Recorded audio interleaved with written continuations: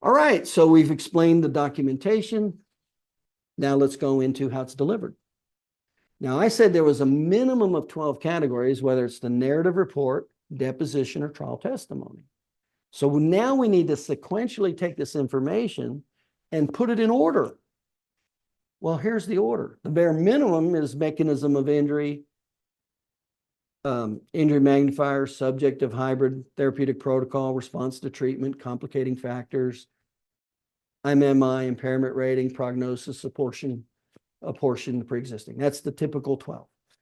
Here's the 30 categories that go into the narrative report.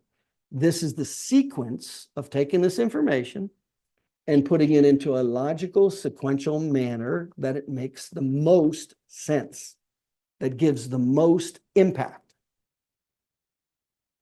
for the 4 potential injury awards. Response to treatment, mechanism of injury, accident report, injury magnifiers, emergency room report, additional doctor reports, subjective hybrid objective evidence, diagnostics, therapeutic protocol, science of the 3 phases of healing, doctor restrictions, medications, response to treatment, functional capacity indexes, complicating factors, maximum medical improvement, impairment rating, impairment ADL and ADL indexes, impairment explanation of how pain, why the patient's having pain based on the science of the 3 phases of healing, very important.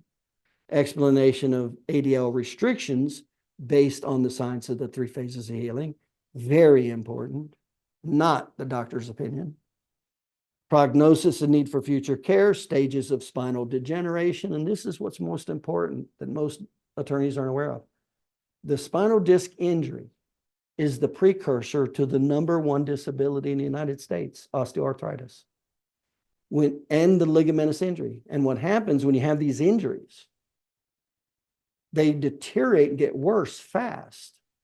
And what happens is the bones start moving abnormally. You know, no different than if your car was out, one of your tires and your car were out of a line.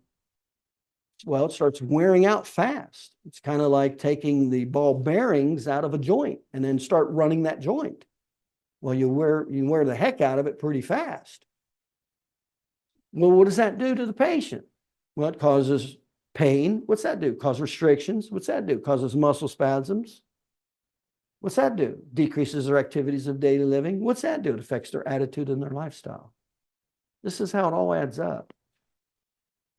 1 in 5 adults in the United States has the disability of osteoarthritis, and most of it's from major and minor traumas that have not been treated with physical medicine in all 3 phases of healing, and they've healed wrong permanently.